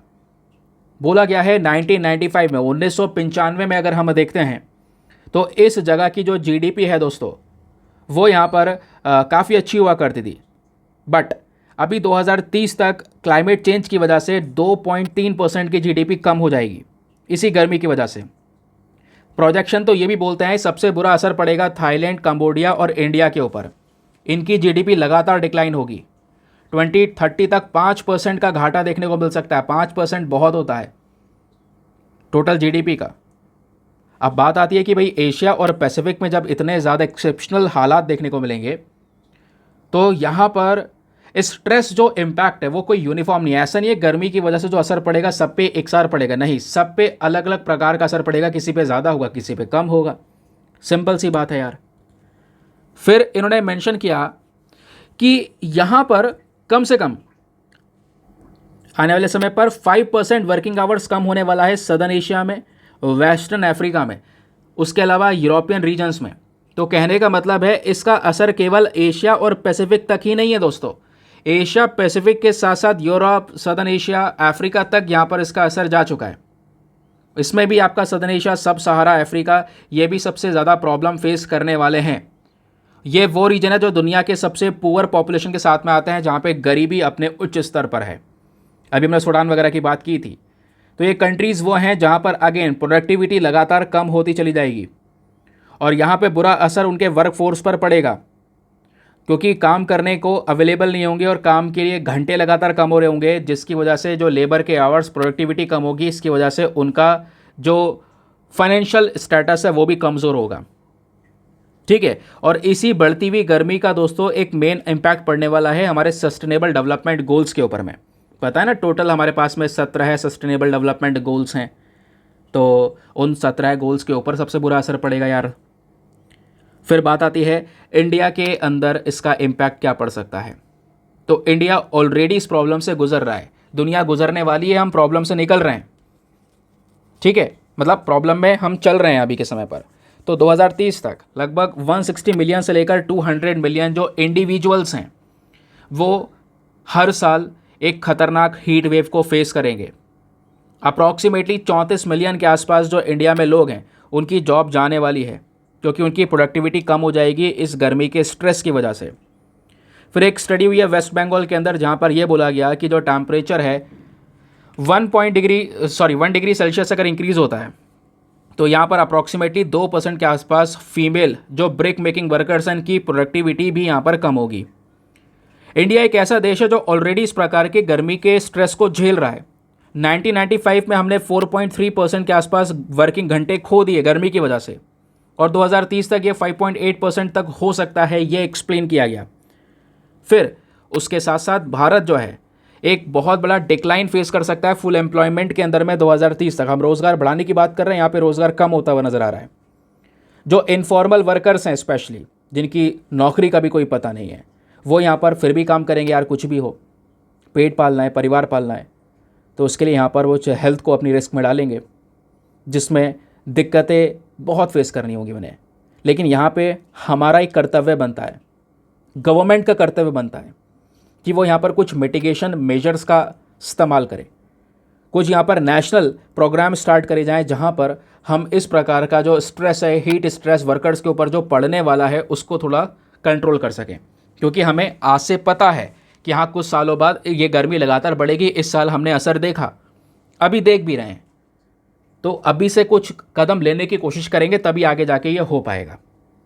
कुछ नेशनल गाइडलाइंस वगैरह लाई जा सकती हैं, एक्शन प्लान के लिए प्रिपेयर होना, इस प्रकार के गाइडलाइंस वगैरह हो सकते हैं। यहाँ पे कोलैबोरेशन कर सकते हैं अलग अलग मंत्रालयों के साथ में, हमारे जो पब्लिक ऑफिशियल्स हैं वो सब साथ में आ सकते हैं। एक अवेयरनेस कैंपेन चला सकते हैं कि हाँ भैया हमें हीट वेव एक्शन प्लान लेकर आना है, लड़ना है इस हीट वेव से, है ना। और सबसे इंपॉर्टेंट चीज़ क्या है कि भाई इस हीट वेव के कॉन्सेप्ट को लेकर हमें लोगों को एजुकेट करना होगा, वर्कर्स को उसके बारे में समझाना होगा कि ये बहुत बड़ी प्रॉब्लम है।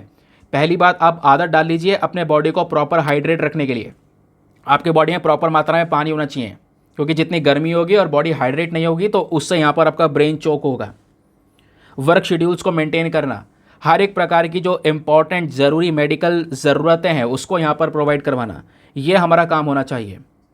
और इस पर्टिकुलर कॉन्सेप्ट में जितने भी स्टेक होल्डर्स, चाहे सरकार हो, एम्प्लॉयर हो, एम्प्लॉय हो, वर्कर्स हो, सबको मिलकर कोलैबोरेट करना होगा अगर हम अपने इंडिविजुअल्स को प्रोटेक्शन प्रोवाइड करवानी है तो। और यहीं पर हमें एक प्रकार का इंफ्रास्ट्रक्चर ऐसा भी लाना होगा जो इन लोगों को सपोर्ट दे। दूसरी बात, अर्ली वार्निंग सिस्टम भी हमारे पास में होना चाहिए।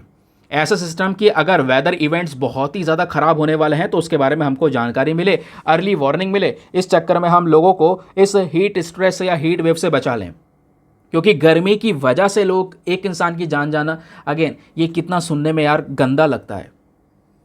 उस चीज़ को टैकल करना हमारे लिए ज़रूरी है। इन वर्कर्स को प्रॉपर तरीके से रेस्ट देना। ऐसा नहीं है गर्मी पड़ रही है भयंकर, आप लगातार काम करवाए जा रहे हैं, रेस्ट देना भी ज़रूरी है थोड़े समय के लिए। उनको टाइम टाइम पर याद दिलाना पानी पीने के लिए। कई बार लोग होते हैं काम करते करते यहाँ पर चीज़ें भूल जाते हैं, तो हाइड्रेशन के ऊपर में प्रॉपर ध्यान रखना ज़रूरी है। इसकी वजह से भले ही इतना बड़ा इम्पैक्ट नहीं पड़ेगा, बट धीरे धीरे करके एक इंसान की हेल्थ और हीट का जो स्ट्रेस पड़ रहा है उस व्यक्ति के ऊपर, वो कंट्रोल किया जा सकेगा। कुछ ना करने से ये छोटे कदम ज़रूरी हैं, है ना। अब इन सबको अगर हम साइड में कर दें तो लास्ट ऑप्शन हमारे पास में बचता है ग्रीन जॉब्स का। ध्यान रखिए, ग्रीन जॉब्स आपने क्रिएट करनी होंगी, इंफ्रास्ट्रक्चर रिलेटेड मेजर्स लेने होंगे, कंस्ट्रक्शन के वर्कर्स जो काम कर रहे हैं वहाँ पे कुछ स्टैंडर्ड सेट करने होंगे, कुछ नए गाइडलाइन लाने होंगे जहाँ पे हम क्लाइमेट चेंज को कंट्रोल करें। क्योंकि ओवरऑल ये प्रॉब्लम कब तक रुकेगी, कब तक हम उनको सपोर्ट करते रहेंगे? सपोर्ट सबको करना होगा, वो भी क्लाइमेट चेंज को कंट्रोल करके, पोल्यूशन को रोक कर। तो जब तक पोल्यूशन नहीं रोकेंगे तब तक यहाँ पर ऐसी प्रॉब्लम्स बढ़ती रहेंगी और इसके लिए दुनिया भर की कंट्रीज़ को साथ में आने की ज़रूरत है। आई होप आपको इसके बारे में क्लैरिटी मिल चुकी है, अच्छे से समझ में आ चुका है। नाउ इसी आर्टिकल के बेसिस पर एक क्वेश्चन दे रहा हूँ, प्लीज़ इसको अटेम्प्ट करिए। क्वेश्चन यहाँ स्क्रीन पर नीचे आपको देखने को मिलेगा। क्वेश्चन यह है कि जो हीट स्ट्रेस है is more than a degree of concern, यानी इस एडिटोरियल की हेडलाइन। इसके ऊपर कमेंट कीजिए, 15 मार्क का क्वेश्चन है, 250 शब्दों में लिखना है। एक बार हिंदी में रीड कर देता हूँ। गर्मी का तनाव एक हद तक चिंता का विषय है, इस पर टिप्पणी कीजिए। और आंसर लिखने के बाद में कहाँ पर सबमिट करना है? टेलीग्राम पर जाना, वहाँ पर जाके सर्च बॉक्स में लिखना दीपक यादव एजुकेशन मेंस ग्रुप। जैसे ही फुल फॉर्म लिखोगे मेरा टेलीग्राम चैनल मिलेगा। ऑलरेडी वहाँ पर 78,000 से ज़्यादा लोग जुड़ चुके हैं। आप भी जुड़कर अपने आंसर्स को लिखकर वहाँ पे सबमिट कर सकते हैं। अपने आंसर को सबमिट करने के साथ साथ एक छोटा सा काम और करना है, एटलीस्ट सभी लोग को 2-2 आंसर्स रिव्यू करना है। जब आप सभी लोग 2-2 आंसर्स को रिव्यू करोगे बहुत सारे फायदे होंगे, आपको भी और सामने वाले को भी। आपको कुछ इंपॉर्टेंट पॉइंट्स मिलेंगे जो आप अपने नोट्स में इंक्लूड कर सकते हैं। सामने वाले के आंसर में अगर कोई मिस्टेक होती है तो आप उनको बता सकते हैं कि यहाँ पर इंप्रूवमेंट की आवश्यकता है। इस प्रकार से कोऑपरेटिव वे में वो पूरा का पूरा ग्रुप काम कर रहा है। ठीक है, चलिए आगे आते हैं। ना दोस्तों, अब एक आर्टिकल आपको यहाँ पर ये सामने देखने को मिलेगा। इसको भी जीएस पेपर नंबर 2 पॉलिटी वाले सेक्शन से आप लिंक कर पाएंगे। जो लालू प्रसाद यादव हैं वो डिमांड करते हैं नीतीश कुमार का रेजिग्नेशन। जो दिल्ली के चीफ मिनिस्टर हैं, सॉरी दिल्ली बोल रहा हूँ, बिहार के चीफ मिनिस्टर हैं नीतीश कुमार। तो नीतीश कुमार जी का रेजिग्नेशन मांगा जा रहा है कि भाई रिज़ाइन कर दो, क्या फ़ायदा आपका यहाँ पर इस तरीके से सत्ता में आने के लिए। कहोगे ऐसा क्यों? तो लालू प्रसाद यादव की जो पार्टी है आरजेडी, ठीक है, राष्ट्रीय जनता दल, उन्होंने यहाँ पर मांग की है कि नीतीश कुमार जी बिहार के लिए स्पेशल स्टेटस के लिए तो मना नहीं पाए सेंट्रल गवर्नमेंट को, है ना। केंद्र सरकार ने मना कर दिया। केंद्र सरकार ने अभी कल आपको पता होगा आर्टिकल पब्लिश हुए थे, बोला है कि देखिए हम बिहार को अभी स्पेशल स्टेटस नहीं दे सकते। तो उसी वजह से यहाँ पर इनसे बोला जा रहा है जब आप स्पेशल स्टेटस नहीं ले पाए और वहाँ पे गवर्नमेंट में एक अहम रोल प्ले कर रहे हैं, सेंट्रल गवर्नमेंट का एक मेन सपोर्ट है आप सरकार बनाने में, तो फिर यहाँ पर क्या फ़ायदा इसका, आप रिज़ाइन कर दीजिए। अब क्वेश्चन यह है कि सर ये स्पेशल कैटेगरी स्टेटस होता क्या है, ज़रा ये समझते हैं, क्योंकि बाकी तो आगे पॉलिटिक्स है, किसने क्या बोला किसको बोला, एक दूसरे को पॉलिटिक्स में चलता रहता है ये सब। लेकिन हमारे लिए जो सबसे इंपॉर्टेंट पॉइंट है वो है स्पेशल कैटेगरी स्टेटस। क्यों यहाँ पे बात हो रही है कि बिहार को स्पेशल कैटेगरी स्टेटस दिया जाए, और क्यों गवर्नमेंट कह रही है हम नहीं दे पाएंगे या नहीं दे सकते, रीज़न क्या है समझते हैं। तो चलिए शुरुआत करते हैं। स्पेशल कैटेगरी का स्टेटस मतलब यह है कि एक स्पेशल स्टेटस मिल जाना एक राज्य को जो वाकई में काफ़ी सारे राज्यों से अलग है। ठीक है, तो ऐसा एक दर्जा देना, उस दर्जे में बहुत सारा सपोर्ट प्रोवाइड करवाएगी केंद्र सरकार। जब जब राज्य सरकार को पैसे की ज़रूरत होगी तो यहाँ पे ज़्यादा पैसा मिलेगा, सेंट्रल गवर्नमेंट का सपोर्ट मिलेगा, टैक्सेस में छूट मिलेगी। तो इस वजह से यहाँ पर क्या होगा, उस स्टेट में ज़्यादा पैसा फ्लो करेगा, इसलिए यहाँ पर स्पेशल कैटेगरी स्टेटस की मांग की जाती है। लेकिन स्पेशल कैटेगरी स्टेटस किसी भी राज्य को ऐसे नहीं दिया जाता। अगर किसी राज्य को ये स्टेटस चाहिए तो उनके लिए ये कुछ क्राइटेरियाज़ आपको स्क्रीन पर दिख रहे हैं, ये क्राइटेरियाज़ उनको फॉलो करने होंगे। और ये क्राइटेरियाज़ दोस्तों गार्डगिल फार्मूला के बेसिस पर हैं। क्राइटेरिया नंबर पहला क्या बोलता है, पहली चीज़ तो यहाँ पर उस एरिया में पहाड़ी इलाका होना चाहिए, हिली रीजन, डिफिकल्ट टेरेन हो। दूसरा, वहाँ की जो पॉपुलेशन डेंसिटी है वो कम होनी चाहिए और अच्छी खासी मात्रा में ट्राइबल पॉपुलेशन भी होनी चाहिए। तीसरा, यहाँ पर एक शर्त है, तीसरी शर्त यह है कि एक स्ट्रैटेजिक लोकेशन होनी चाहिए, या हो सकता है जो बिहार है वो किसी हमारे बिहार कह रहा हूँ, या कोई वो राज्य जिसको स्पेशल कैटेगरी स्टेटस चाहिए वो कम से कम किसी दूसरे देश के साथ में बाउंड्री को शेयर कर रहा हो। जैसे हमारे इंडिया के कई सारे स्टेट्स हैं ना जो जैसे राजस्थान पाकिस्तान के साथ में बाउंड्री को शेयर करता है, तो ऐसा भी यहाँ पर एक क्राइटेरिया है। फिर वो जो स्टेट है वो इकोनॉमिकली और इंफ्रास्ट्रक्चरली बैकवर्ड होना चाहिए, है ना। उसके अलावा यहाँ पर आप देख पाएंगे ऐसे करके बहुत सारे आइडियाज़ और भी इवॉल्व हुए। फिर यहाँ पे बोला गया कि ये पूरा कॉन्सेप्ट इंट्रोड्यूस किया गया 1969 में। जो फिफ्थ फाइनेंस कमीशन था, और उस फिफ्थ फाइनेंस कमीशन को चेयर कर रहे थे महावीर त्यागी साहब।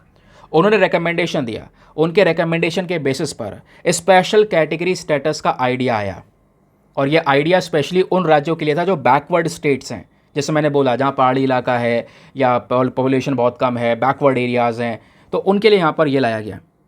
और उस समय पर ये वाला स्पेशल स्टेटस असम को दिया गया, जम्मू कश्मीर और नागालैंड को दिया गया ना। देन उसके बाद इस पर्टिकुलर स्पेशल कैटेगरी स्टेटस को फॉर्मलाइज कर दिया अप्रैल 1969 में, जब गाडगिल फॉर्मूला आया। और उस गाडगिल फॉर्मूला ने यहाँ पर दोस्तों, अगर आप कह पाएंगे, इस पर्टिकुलर एक फंड एलोकेशन बनाया गया और उस फंड एलोकेशन को नेशनल डेवलपमेंट काउंसिल का क्लियरेंस मिल गया। और इस फॉर्मूला के बेसिस पर यहाँ पर यह बोला गया कि बहुत सारे जो राज्य हैं बेसिकली उनको ये स्पेशल कैटेगरी स्टेटस दिया जाए, और मिला भी दोस्तों। उस आधार पर कई सारे राज्यों को ये स्टेटस मिला, जिसमें हिमाचल प्रदेश के पास में 1970-71 में स्पेशल कैटेगरी स्टेटस आया। फिर मणिपुर, मेघालय, त्रिपुरा के मिला, सिक्किम को मिला, अरुणाचल प्रदेश, मिजोरम, उत्तराखंड, इन सभी स्टेट्स को स्पेशल कैटेगरी स्टेटस पहले मिल चुका था। अब क्वेश्चन यह है कि मिलता है हट जाता है, मिलता है हट जाता है। तो बताओ करंट समय पर, आज के समय पर कौन कौन से राज्य ऐसे हैं जिनके पास में ये वाला स्पेशल कैटेगरी स्टेटस है? तो ऐसे दोस्तों 11 राज्य आपको नजर आएंगे। एक है असम, दूसरा नागालैंड, तीसरा हिमाचल प्रदेश, चौथा मणिपुर, पांचवा मेघालय, छठा सिक्किम, सातवां त्रिपुरा, आठवां अरुणाचल प्रदेश, नौवां मिजोरम, 10वां उत्तराखंड एंड 11वां तेलंगाना। तो तेलंगाना एक नया राज्य है, क्योंकि आपको पता होगा आंध्र प्रदेश से टूट कर ही तेलंगाना बना था। ये पहले एक थे, बाद में अलग अलग हुए। जब अलग अलग हुआ तो तेलंगाना का फिनांस बुरी तरह से हिट हुआ, जिसकी वजह से यहाँ पर इनको स्पेशल कैटेगरी स्टेटस दिया गया। यानी जो सेंट्रल गवर्नमेंट है, केंद्र सरकार, वो लगातार हर प्रकार का फाइनेंशियल असिस्टेंस, पैसों का सपोर्ट यहाँ पर आंध्र प्रदेश को प्रोवाइड करवाएगी। तेलंगाना को प्रोवाइड करवाएगी, क्योंकि तेलंगाना लगा हुआ था ना। तो ये 11 राज्य तो ऐसे हैं जिनके पास में स्टेटस है। लेकिन दोस्तों अभी रिसेंटली आंध्र प्रदेश और बिहार, साथ ही साथ में ओडिशा, इन 3 राज्यों से और मांग उठने लगी। ये 3 राज्य भी डिमांड कर रहे हैं कि भैया हमको भी स्पेशल कैटेगरी स्टेटस दे दो, लेकिन यहाँ पे गवर्नमेंट दे नहीं रही है। अब क्वेश्चन यह है कि मान लो किसी को स्पेशल कैटेगरी स्टेटस दे भी दिया तो क्या फायदे मिलते हैं उस राज्य को? What benefits do states with special category status enjoy? तो सबसे पहला बेनिफिट यहाँ पर मिलेगा, मैंने बोला ना, सेंट्रल गवर्नमेंट का सपोर्ट।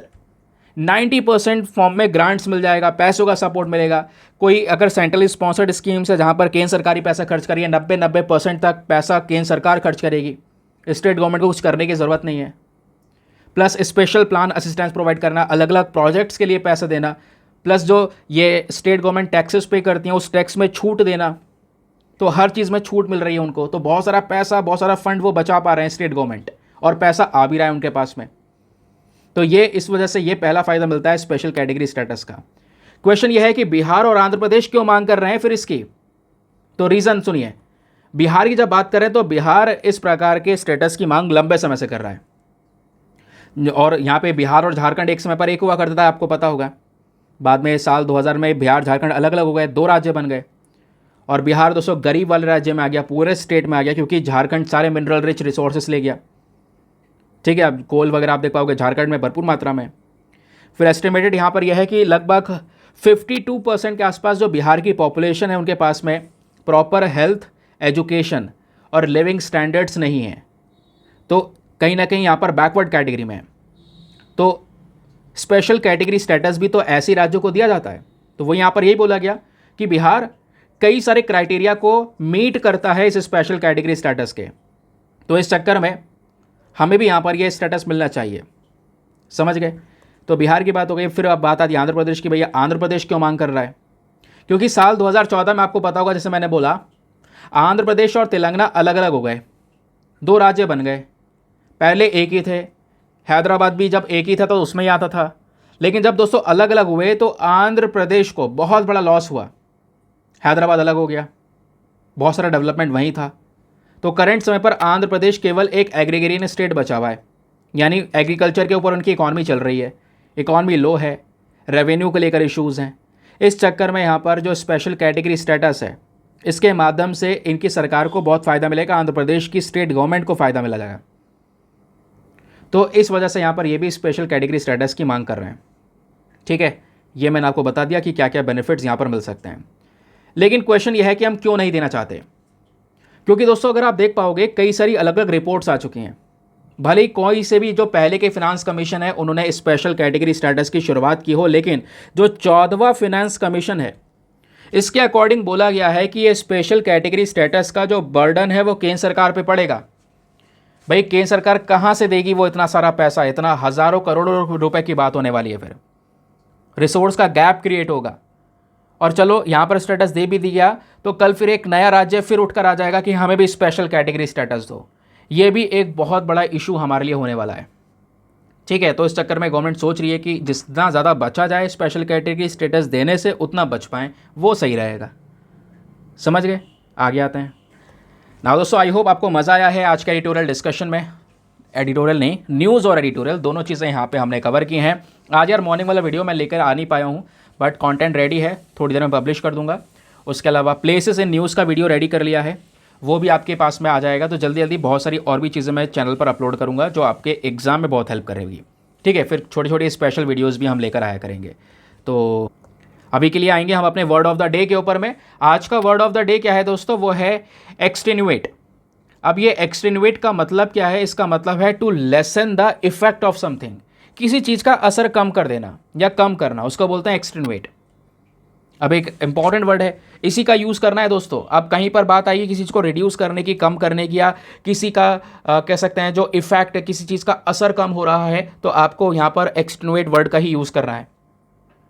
अब जैसे यहाँ पर एक सेंटेंस बनाया गया है कि जो डेवलपर्स हैं वो ट्राई कर रहे हैं अलग अलग प्रकार के जो रिस्क एसोसिएटेड है प्रोडक्ट के साथ में, उसको एक्सटेन्युएट किया जाए, उसको कम किया जाए। ठीक है, तो फटाफट इस वर्ड का यूज़ करके एक सेंटेंस बनाओ नीचे कमेंट सेक्शन में।